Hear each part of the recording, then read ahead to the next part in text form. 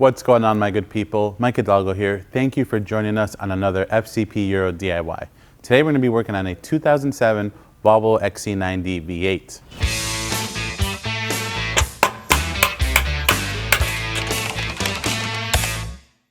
Today on the XC90 behind me, we're going to be covering how to service and replace your AOC pump, or also known as your Haldex unit, on the P2 behind me. This is going to be applicable to not only your XC90 vehicles, but pretty much any P2 chassis that has an all-wheel drive system like the car behind us.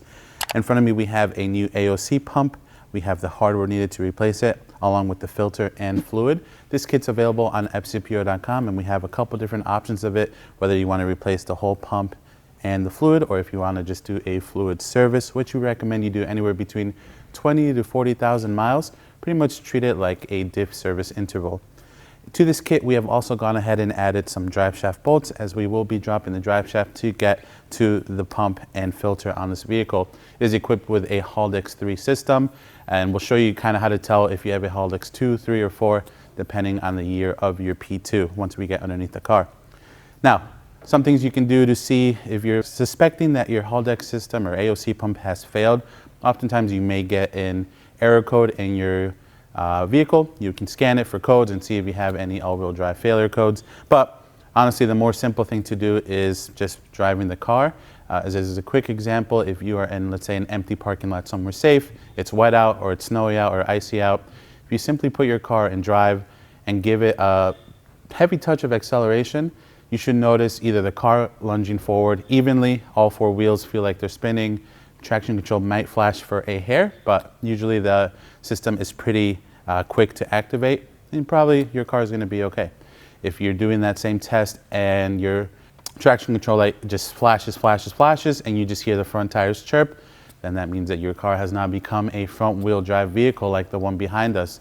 Another test you can do is simply by jacking up the rear end of the car, and if the rear wheels spin freely while the vehicle is in park, then that means that this system is not engaged at all. And we're actually going to put the car up on the lift before we get started on the job and show you what it looks like when we put it in drive and try to even counter hold the front wheels to see if the rears will actuate. They're completely dead. So we know this pump's bad. The car has 200,000 miles on it and no service history on the fluid. So we're going to go ahead and give it a little refresh at life and show you how to do that as well. But before we get started on this DIY, let's take a look at some of the tools we're going to need for this job. For this DIY, you're going to need your standard torque wrenches and ratchets. We have everything from a 1/2-inch drive all the way to a 1/4-inch drive, along with some extensions to suit those. Some notable tools though we're going to use are a large pry bar. We have a gear wrench punch. This is a 1/4-inch punch, a flathead screwdriver, a large hammer. We have a 24mm socket, a 15mm socket. That one's specific to the exhaust hardware on the XC90 behind us. Yours may differ a little bit. We have a 13mm socket, an 8mm hex bit, a T10, and a 4mm hex bit. We also have CTA 8062, which are going to be handy for removing the exhaust hangers. Those are universal tools, so if you don't have a set and you do a lot of DIY work at home, those are going to come in handy. We also have this fluid syringe and extraction pump. This is CTA 7073. We're going to use that to fill our system once we're done draining everything and reassembling everything. You don't have to use that. You can use a different transfer pump. We have a couple available on fcpo.com. We have a Milwaukee Impact, which will help with some of the big hardware that we're going to be removing today. And also important but not shown here is a catch pan for your fluid. And for those of you following along at home, I recommend having at least 2 screw jacks that'll help with the exhaust removal, or a second set of hands. For those of you following along at home on the garage floor or in the driveway, make sure you have a free floor jack or some extra jack stands once we get to that point. Now we know what tools we're working with, let's go ahead and get started on this DIY. All right, my good people, this is going to be a super rudimentary test of just showing you what a failed Haldex or AOC pump looks like on this P2 behind us. This would mimic the same test that you would do at home, either in the rain or in a snow-covered parking lot or the mud, whatever you have. I'm going to have Ethan go ahead and turn on the XC90 on now. And then from here, he's just going to put it in drive, and we're going to see just the front wheel spin with the rear wheels doing absolutely nothing. Even giving it throttle, even stabbing the throttle, nothing's happening in the rear of the car. The wheels are spinning freely individually, and so is the center drive shaft by not spinning at all. even if Ethan were to step on the brakes right now, and then I were to counter hold the front wheel while he lets go of the brakes, even counter holding a front wheel, the other front right is still spinning, but the rear is not actuating. So it's completely dead. Just wanted to show you what that looks like. Now let's go ahead and hop under the XC90 and get started on this DIY. We're starting under the XC90. Now at this stage right now, the process may vary a little bit for you depending on what vehicle you're working on from the P2 chassis. This car has had its exhaust modified, so it might look a little bit different than yours. You may not even have to remove the exhaust if it's not running directly underneath your drive shaft. In our case it is. So we have a clamp and about 4 hangers holding the rear section up that we're going to remove so we can drop that out of our way. To get started, we have a 63mm clamp here which uses a 15mm nut. So we're going to go start by zapping that off. You can see I've already sprayed it with some penetrating fluid. That's going to be your friend whenever you're working on one of these cars, especially a rust belt vehicle. So I'm just going to grab my 15 and zap that off just so that's nice and loose.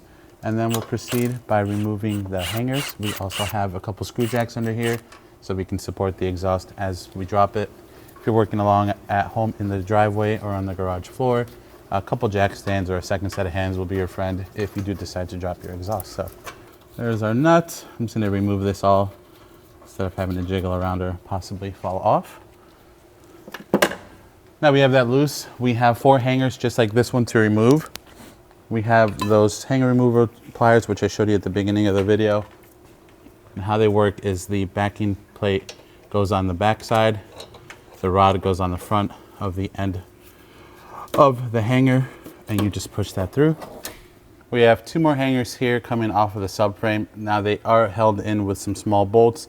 You can choose to just unbolt these and drop the hangers with the exhaust, but for those of you that can see, this is a little worse for wear. At 200,000 miles in New England weather, I rather leave these alone because I know those hangers will come undone easily. So we'll switch over to the hangers. I love this CTA tool. Again, this is CTA 8062 for those of you that skipped at the beginning. All right, just turn those back out the way. Now we have another one to undo over at the muffler section, so let's go ahead and do that next. All right, and with that, we have our rear section of the exhaust freed up. Now it's just going to be a battle of having that slip joint come out from the center section where we ended the clamp. For this, it might be a 2-person job.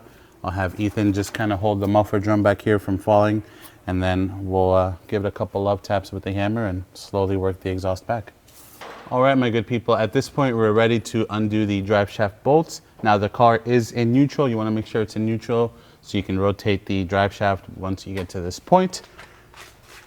We have our ratchet with our 8mm hex. You want to make sure that your hex bit is all the way in each bolt before you go to break them free. Otherwise you will strip it and then you'll be in a world of hurt. What I'm going to try here is with the car being in neutral, meaning that this can spin, I'm going to see if there's enough force in me just pulling the ratchet really quick to break these free. If not, we're going to have to figure out a way to counter hold.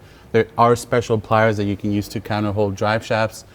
We don't have one here today, and most of you are not going to have one at home, so we're trying to do this, if we were at home on the garage floor with you. So we have our 8mm hex in there, 3/8 drive ratchet.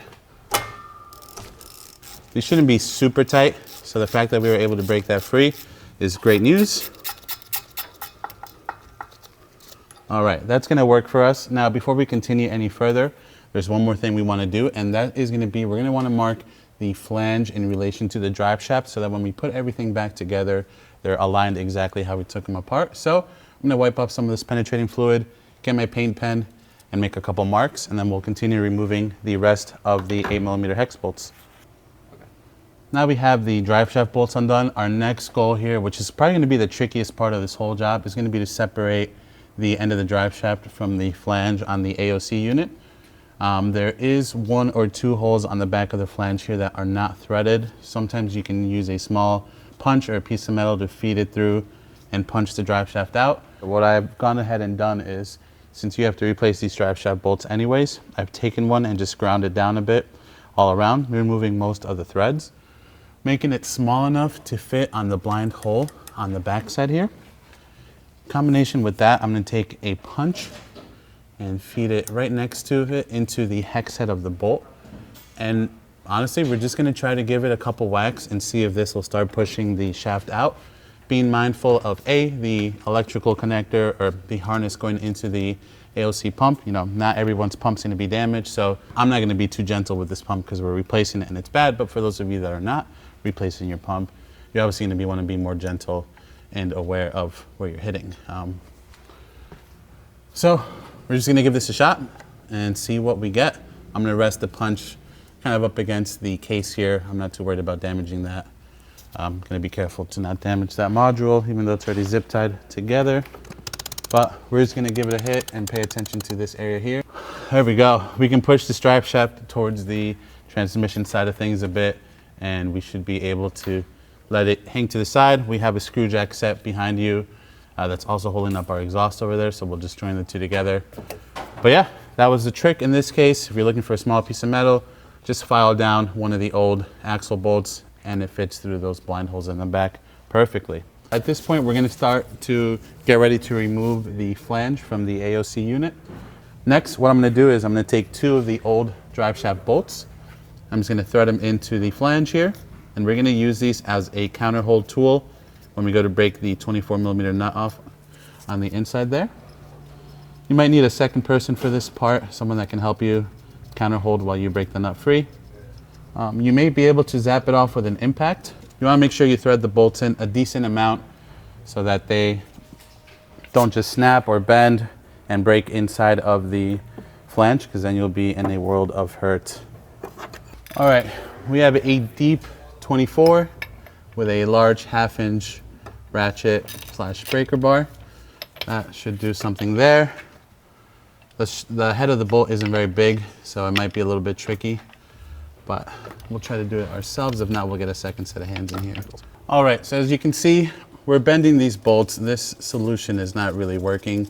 These nuts do have a thread lock on them from the factory, same as the new one that we're going to be replacing it with, so it's probably going to be pretty hard to undo.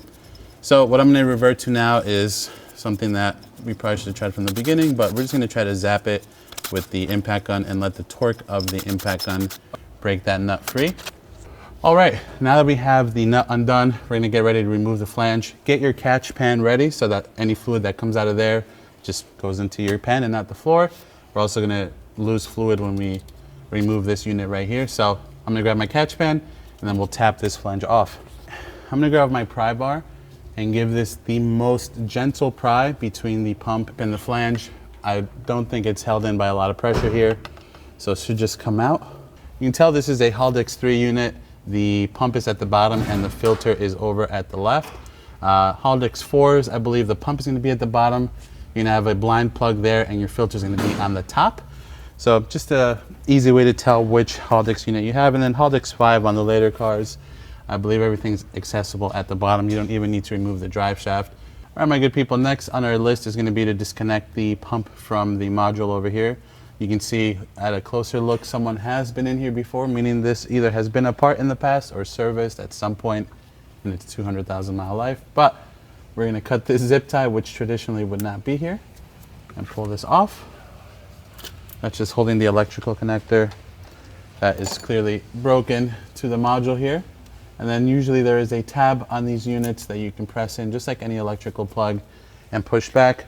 Again, ours seems to be missing, so I should in theory just be able to separate the plug here and push that back. Yep. All right.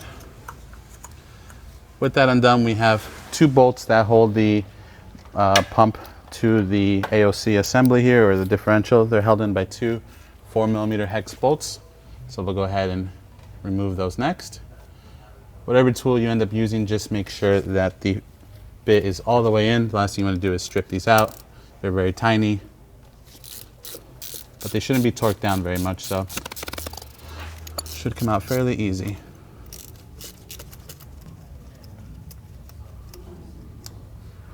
All right, and now in theory, we should be able to wrestle this pump out. We're gonna keep this catch pan here, let that continue dripping. We're gonna move on to the filter next. We'll take this old pump over to the bench and show you just how much debris is in the filter screen, and we're gonna show you how to service it or clean it if you were not replacing the pump, even though we're replacing ours. But for now, let's hop over to the filter element, which is right above. Same 2 4mm bolts. So we'll go ahead and remove those next. All right, and now with that off, we should be able to get this filter cap off just by pulling straight back. Note the orientation of the filter inside. Just using the head of that 4mm hex to pull that blind plug out. I grabbed some needle nose pliers. That should allow me to get this out. I'm just shoving it in and opening them up. We're gonna continue letting this drain. While we let this drain, let's head over to the workbench and compare the old unit versus the new unit. And we'll also show you how to clean the screen on your existing pump for those of you not replacing the pump. Over at the workbench, I just wanted to highlight the old parts and the new parts, as well as how you would service / clean the filter element on your pump for those of you not replacing the pump at home. The little screen on here gets clogged up with debris. You can see this one is truly in terrible shape. The inside's all full of crud. Just to compare, obviously this one's new, but that's what that filter screen should look like, at least when you're done. If you're gonna take this apart, you're gonna need a T10. It's got 2 small screws that hold the filter element onto the pump. At this point, you can pull the screen off. You can see the pump there. There's a lot of crud right where that was sitting. You can clean that up. And you would wanna clean the filter with some brake clean and just spray the inside and the outside of it until it's nice and clear, and it should look just like the one on our new pump. Otherwise, this filter is going to be replaced. This is also included in your service kit. You can see how ours fell apart. The spring came off of it in comparison to the new one. And the blind plug, or the cover for the filter, should also be one with the metal plate that it sits on. It just came undone. You could reuse this if you needed to, but the O-ring is probably going to be flat, so also included with the service kit. Now we know some of the parts that we're looking at and what we're servicing here. Let's go ahead and clean up our housing here and get ready to install our new bits so that we can fill it with some fresh fluid. All right, my good people, now back at the XC90, we're gonna start and work in the reverse order. We're gonna clean up the surfaces a little bit where the filter and pump are gonna go in. Just using a shop towel, something that's not gonna leave anything behind that we don't want in there. Never hurts to spin the wheels a bit when you're in the draining process, just to help the fluid kind of speed out a little bit quicker. With those situated, now we can start by feeding in our new filter first. If you remember, the spring side was facing out towards the front of the vehicle, and then the other end has a tiny O-ring which seals on the very inside of the housing over there. I recommend you put a little bit of oil on the O-ring. If you don't want to use oil, you can use a little bit of the oil that drained out, or you can use some new oil, or you can use some dielectric grease, anything just to lube up the surface of the O-ring so I can go in easier. We'll go ahead and feed our filter in, spring side facing the front of the car. With that fully seated, we can then take the new cover, and O-rings lubricated, ready to go. And we're going to start the hardware just to kind of help hold it in place. I'm just going to evenly tighten the bolts, the 4mm bolts, back and forth until the cover is fully snug on. The torque spec for these bolts is 5 Newton meters. It's not a whole lot, so you can really just do wrist tight and maybe less than that and they'll be good to go. You just want to snug them up. Now we can move on to the pump install. Same thing, we're going to lubricate the O-rings on the pump. You can use the fluid, a little dielectric grease or O-ring grease, whatever you got. Just anything that won't deteriorate the O-rings themselves. Make sure you have your electrical connector coming off towards the center of the vehicle, or towards the right if you're looking at it facing towards the back of the engine, just close to the module. The filter element's going to be a little bit offset to fit in the notch dedicated in the housing there. And we'll just simply go ahead and feed it in, lining up the ears for the bolt holes.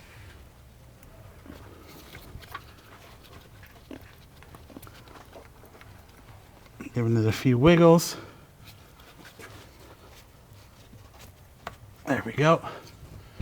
Once it's fully seated in, you can clock it properly so you can get your hardware started. Again, 2 4mm bolts. Same torque spec, 5 Newton meters. We're just gonna go ahead and snug these down as well. That's snug there. Now we can plug in our electrical connector once more. There we go, nice satisfying click. Now from there, we can reinstall our flange once more.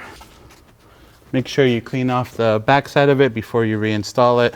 And we'll try to line up our paint mark as best as possible. Once we feed the nut on, that'll snug it in the rest of the way.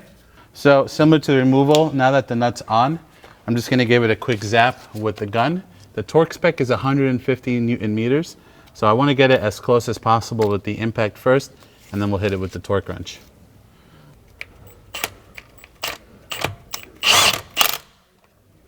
All right, that seated it nicely. Now we're gonna switch over to the torque wrench. Now that we have our nut somewhat snugged up with the impact, we're gonna try our 2-bolt method once more, reusing the old drive shaft bolts to create a something to counter hold on. And then with Ethan's help, I'll have him hold the pry bar, and I will try my best at torquing that down. If not, we'll have to come up with a different solution. But we definitely want to try to torque this if possible. Now we're going to go ahead and reattach our drive shaft to the AOC flange. I'm going to rotate the wheels just so that the marks are in our favor that we made earlier. There's my line and my dot. I'll rotate my drive shaft to reflect the same. Again, it's still in neutral. We have not changed that since we started. And we're just going to try to feed it back in.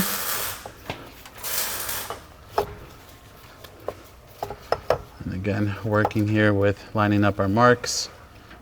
That way our bolt holes line up. Now that our lines, our dots are looking pretty even, this isn't pushed in all the way just yet, but I want to make sure I can start the hardware by hand first. That way, it being not pressed in all the way together, we can undo it and adjust if need be. Don't forget to install your little brackets that sit behind the bolts once more. I'm just using the marks left behind from when we removed them to know where they go. Okay, those two are going in by hand pretty easily, so this should be pretty lined up. Just give them a couple threads to go in, and then we'll rotate. All right, happy with that there. Let's spin the drive shaft.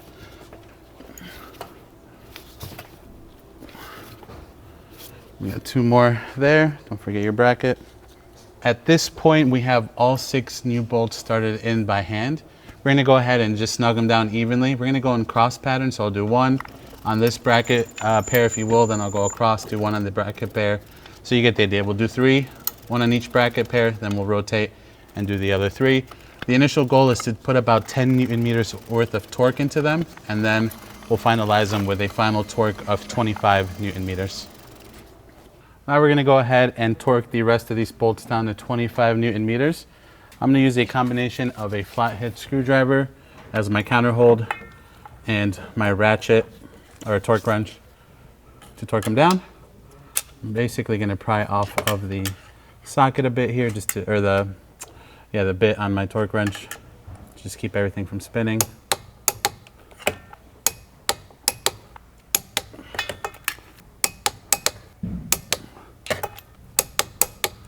All right, next on the list is going to be to remove the fill plug so we can fill the system with fluid once more. We're going to fill it until it starts to dribble out of the fill plug. It's important your vehicle is level when you're doing this so you get the appropriate amount of fluid in there. And it doesn't hurt to rotate the wheels a few times as you're filling it, just to make sure any air bubbles or anything that may cause the fluid level to be incorrect, and kind of eradicate that. So I'm using a 13mm socket on a 3/8 extension just to get to this 13mm bolt up there, or plug. And we'll use our 3/8 ratchet and break it free. Drain plug is out, crush washer came out with it, so that's great.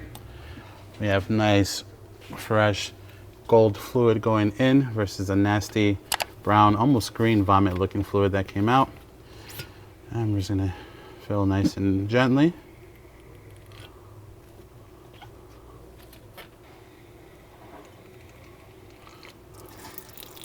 That's exactly what we want to see. That means it is nice and full.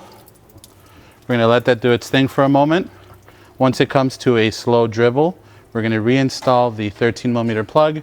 And for those of you that can get a torque wrench in there, you're gonna wanna torque it down to 35 Newton meters. It is a fill plug, so I'm not worried about having any leaks there, but the goal is really just to crush your new copper washer, and you should be good to go. Just cleaning up the threads here on the plug. These are totally reusable, just not the crush washer. We have a new one that comes with our kit. That's on, ready to rock and roll. All right, we're gonna feed our drain plug back in, or our fill plug, I should say. There was no drain plug. And we're just gonna make sure we can start that by hand. Make sure it's going in nicely by hand. If it's not going in nicely at all, then you're gonna be cross-threading your hardware here. So as long as it goes in nice and easy, then you know it's in properly. All right, that looks good. Now we're gonna take our 3/8 drive ratchet. Again, I'm just gonna snug it down. I won't be able to give it a proper torque with this extension that I have on here, but for those of you that may have the will or the how, 35 Newton meters is the final torque for that plug. All right, that crush washer has been crushed. That is nice and tight, my good people. I'm gonna clean that off a little bit with some brake clean. But now all that we have left to do is to reinstall our exhaust. This is a part of the job where it may differ depending on the car you have or in the kind of exhaust system you have. So this might be a two-person job. I'm gonna get it over here. I'm gonna have Mark help me with the screw jack. And we're just gonna focus on getting it slipped back into our center section first. Then we'll put the hangers on and then we'll tighten down our clamp. Now with that, our exhaust is nice and tight. From there, we're gonna move just to the center section right here. We're gonna install the next two hangers. You may need to raise or lower your screw jack to get those to be a little bit closer. Those look good there. Now we have one last exhaust hanger back here that we're gonna go ahead and get fed back onto our muffler. All right, my good people, back to our rudimentary test here. We have the car on the lift. We have Danny inside this time. We're gonna have Danny turn it on, put it in drive, and hopefully all four wheels should spin. So Danny, go ahead and give it a try.